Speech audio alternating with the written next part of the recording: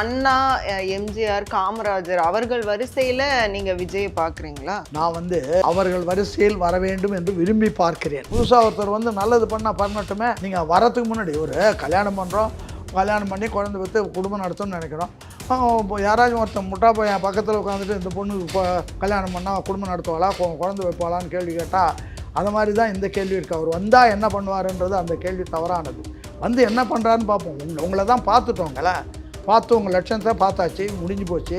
விஜய்க்கு செல்வாக்கு நிறைய இருக்குன்னு சொல்றீங்க. ஆனாலும் விஜயை நம்பி யாரும் கூட்டணிக்கு போக மாட்டேங்கிறாங்கன்னு பேச. சில பேர் பெட்டி எதிர்பார்க்குறாங்க, பெட்டி அவர் கொடுக்க மாட்டார். சில பேர் எதிர்பார்க்குறாங்க, அது அவரால் அவர் கொடுக்கறதுக்கு தயாராகவும் இல்லை. நீ இவங்களை பற்றி அவர் கவலைப்படலை. அவர் கவலைப்படுறதால மக்களையும் இளைஞர்களையும் தான் கவலைப்படுறாரே தவிர.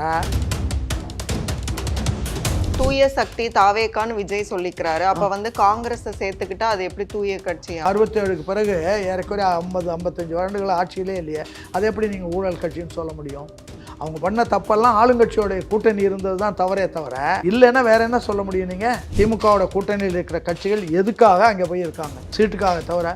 சீட்டு நீ 4 பேர் பதவிக்கு வர்றதுக்காக பாக்கி மக்கள் எல்லாம் அழியணுமா? நீ எவ்வளோ பிரச்சனைகள் இருக்குது நாட்டில், போராட வேண்டிய பிரச்சனைகள் ஏராளமாக இருக்குது. அதெல்லாம் விட்டுட்டு நீ எப்படி போன? அவருக்கு அரசியலே நடத்த தெரியாதுன்னு ஒருத்தன் சொல்கிறான். அரசியல் ஆமாம், நீங்கள் நடத்துகிற அரசியல் அவருக்கு தெரியாது. நீங்கள் நடத்துகிற ஊழல், லஞ்சம், கரப்ஷன் அது அவருக்கு தெரியாது. அவருக்கு எது நியாயமாக நடத்த முடியுமோ அதுதான் தெரியும். விஜய் வர்றதை பொறுக்க முடியாதவர்கள் இதெல்லாம் காரணம் கண்டுபிடிச்சு 1000 காரணம் கண்டுபிடிச்சு சொன்னாலும் மக்கள் ஓட்டு போடுறவங்க இவங்க சொல்கிறது கேட்க போகிறது கிடையாது. அது தனியாக இருக்காங்க, அவங்க போடுவாங்க. அதை கொண்டு வந்த தேனீக்களாக அந்த இயக்கத்தினுடைய இளைஞர்கள் இருப்பாங்க. அதனால் நமக்கு தேன்கூடு கட்டப்படும், தேன் கிடைக்கும்.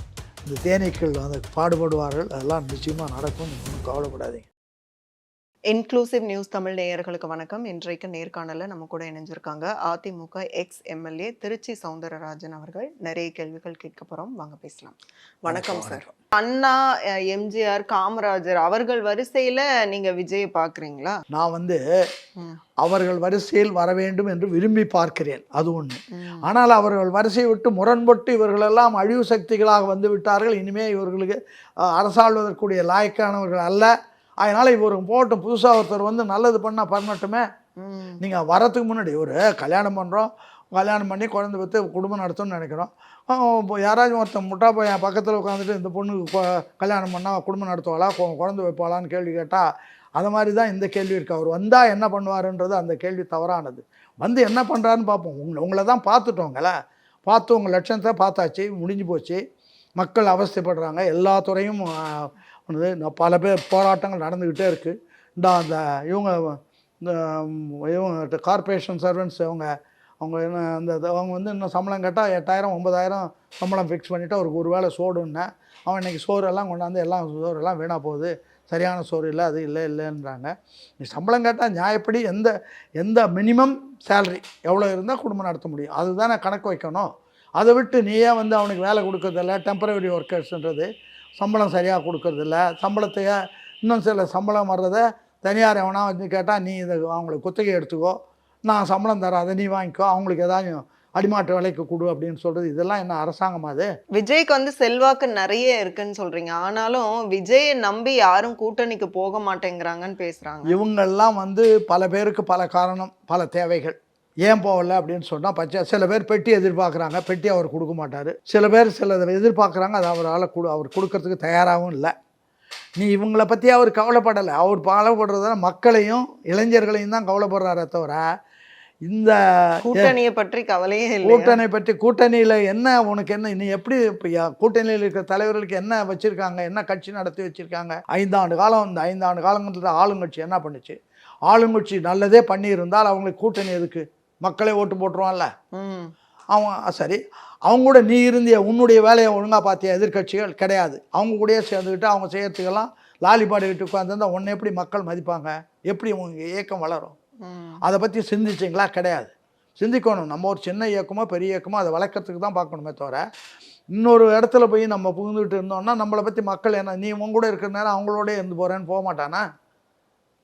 அதனால் நீ ஆளுங்கட்சியும் ஒழுங்காக நடத்தலை, எதிர்கட்சியும் ஒழுங்காக இல்லை. அதனால் ஒரு வேக்கம் இருக்குது. அந்த இடத்துல யாரோ ஒருத்தர் வர்றாரு, வர்றவர் பண்ணிட்டு போகட்டுமே, பண்ணுறதை பார்ப்போமே. தாவேகாவோட காங்கிரஸ் வந்து கூட்டணி போடுறதுக்கு பெரிய அளவுல வாய்ப்புகள் இருக்கு. கிட்டத்தட்ட அடுத்த வேலூர்ல வந்து விஜய் மீட்டிங் போடும்போது அதை பத்தி அறிவிக்க போறாருலாம் கூட சொல்றாங்க. நாங்கள் வந்து யாரும் சேராததை பற்றி நான் கவலைப்படலை. சேர்ந்தால் மகிழ்ச்சி அடைவேன். காங்கிரஸ் சேர்ந்தால் மகிழ்ச்சி அடைவீங்க. ஆமா, அவருக்கு விஜய்க்கு ஒரு அடிஷனல் ஸ்ட்ரென்த் தானே. அது ஊழல் கட்சின்னு சொல்றாங்களே, அதாவது தூய சக்தி தாவேகான்னு விஜய் சொல்லிக்கிறாரு. அப்ப வந்து காங்கிரஸ் சேர்த்துக்கிட்டா அது எப்படி தூய கட்சி ஆகும்? காங்கிரஸ் இப்போ 40 வருஷமா ஆட்சியிலே இல்லையே. 67க்கு பிறகு ஏறக்குறைய 55 வருடங்கள் ஆட்சியிலே இல்லையே.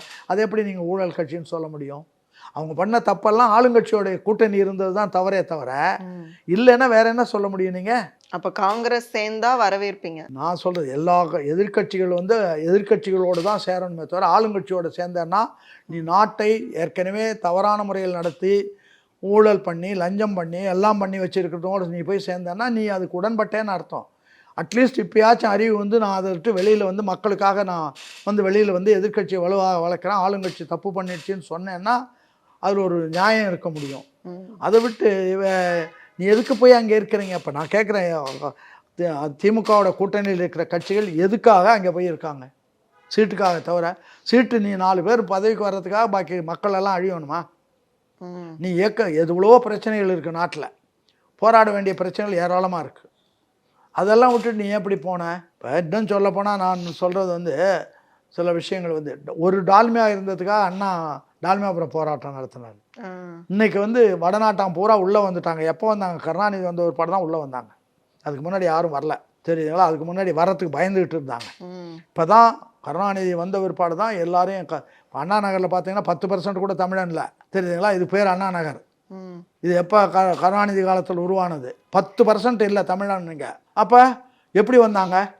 முதல்ல வந்து காமராஜர் காலத்தில் ஒரு இடத்த டெவலப் பண்ணுவாங்க. டெவலப் பண்ணி ஸ்கீம் போட்டு 250 ரூபா அப்ளிகேஷன் ஃபாரம் கொடுத்து பண்ண சொல்லிட்டு ஸ்க்ரூட்டனி பண்ணி எதை நீக்கணுமோ நீக்கி, எந்தெந்த சக்திகள் உள்ளே வரக்கூடாதோ அதெல்லாம் நீக்கிட்டு பாக்கி தமிழனுக்குன்னு போட்டு எடுத்து யார் அந்த இதில் எடுக்க முடியுதோ அவங்களாம் எடுத்து அவங்களுக்கு கொடுத்தாங்க. அது வரைக்கும் இருந்தது. இப்போ 71க்கு பிறகு தானே அண்ணா நகர், இந்த அண்ணா நகர் 4th, இதுக்கு பேர் அண்ணா நகர் இல்லை முதல்ல, இதுக்கு வந்து நார்த் மெட்ராஸ் நேபர்ஹுட் ஸ்கீம் 4 இது. இந்த இடம் இது வந்து அப்படி தானே வச்சுருந்த இடத்துல திறந்து விட்டதும் எல்லாம் மாறுவாடி அவன் இவன் எல்லாம் வந்துட்டான். நார்த் இந்தியன் அவன் இவன் யாரெல்லாம் வரக்கூடாதுன்னு நினச்சோம். இப்போ தமிழ்நாடே வேட்டைக்காடு ஆயிடுச்சே. ஒரே ஒரு டால்மியாவை எதிர்த்த ஒரு இயக்கம் இன்றைக்கி தமிழ்நாடு வந்து வடநாட்டானுடைய வேட்டைக்காடாக மாறிவிட்டது என்பது தான் உண்மை. எங்கே போனாலும் அவங்களுடைய ஆதிக்கம் வந்துச்சு. இன்னும் இதே நிலைமை நீடித்தால் இன்னும் 10-15 வருஷத்தில் தமிழன் இங்கே மைனாரிட்டி ஆகிடுவான். அந்த வடநாட்டுக்காரன் தான் முதலமைச்சரே ஆவான். இதுதான் உண்மை. விஜய் அவர்களை பொறுத்த வரைக்கும் நீங்க நிறைய செல்வாக்கு இருக்கு அப்படின்னு எல்லாம் சொல்றீங்க, புதுசா ஒருத்தர் வரட்டும் அப்படின்னு எல்லாம் சொல்றீங்க. ஆனா இப்ப விஜய்க்கு வந்து நிறைய மக்கள் செல்வாக்கு இருக்கு, அவரை பாக்குறதுக்கு வந்து நிறைய பேர் கூடுறாங்க. ஒரு கூட்டம் போட்டா அங்க வந்து தள்ளுமுள்ளு நடக்குது, நெரிசல் வருது. ஏற்கனவே கரூர்ல 41 பேர் வந்து உயிரிழந்தாங்க. அதுக்கப்புறம் வந்து இப்ப ரீசெண்டா சேலத்துல கூட ஒருத்தர் வந்து உயிரிழந்ததுனால அது விஜய் கூட்டத்துக்கு வந்துதான் உயிரிழந்தாரு.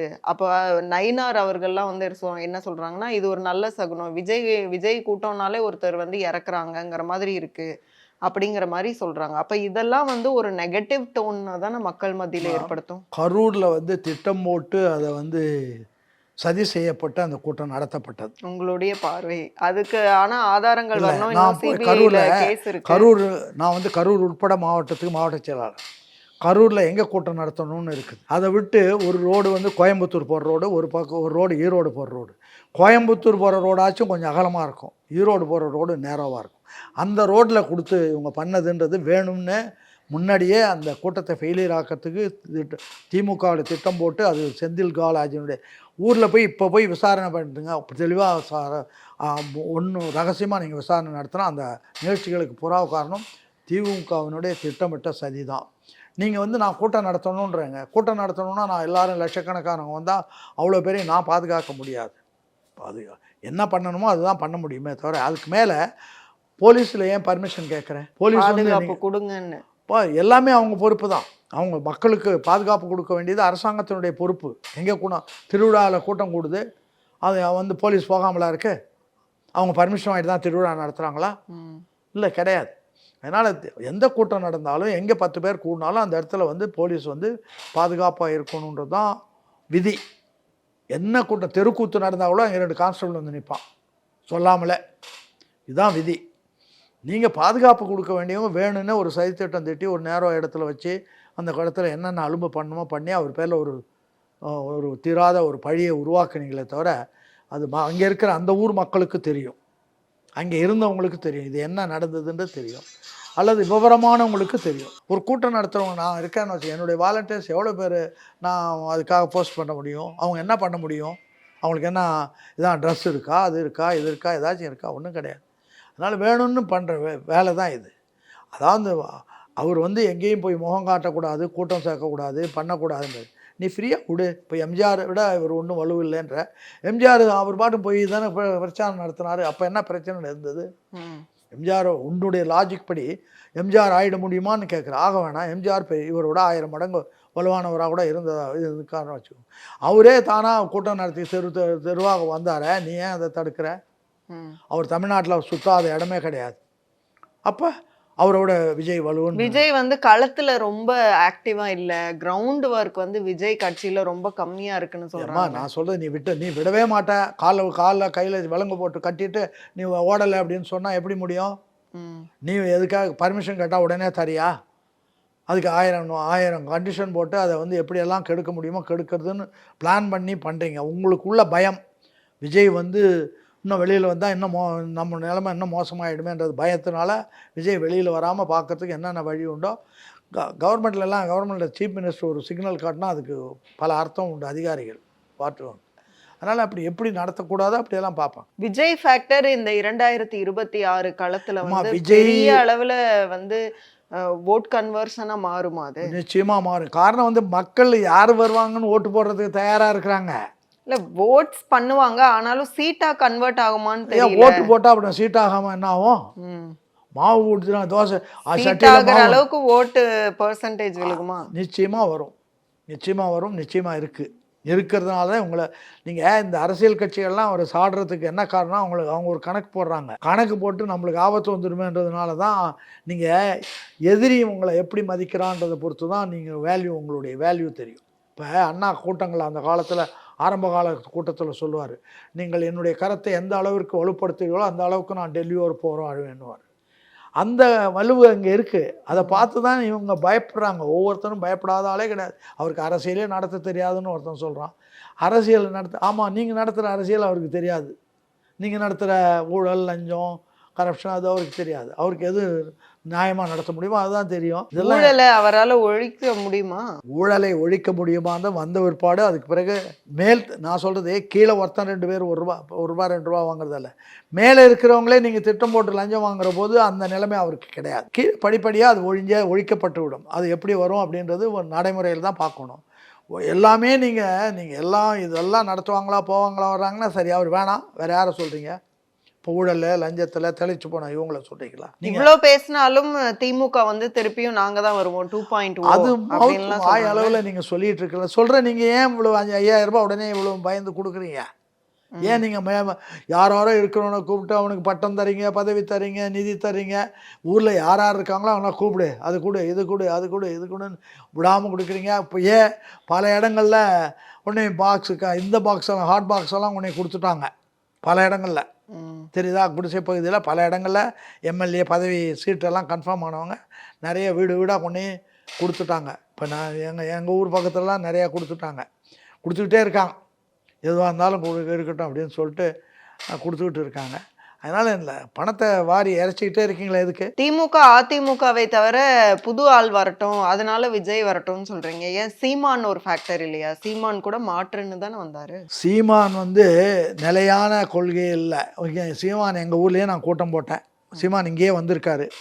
இங்கே என்னுடைய லைப்ரரிக்கு அதில் பார்த்து சில புத்தகங்கள்லாம் எடுத்துகிட்டு போனார்.